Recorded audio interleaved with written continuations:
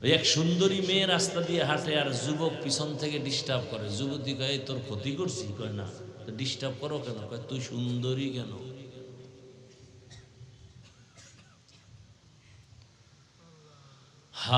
তাবলীগের বিরোধিতা করে না অনেকে, চরমনার করে না, কওমি মাদ্রাসার করে না। সমস্যা কি?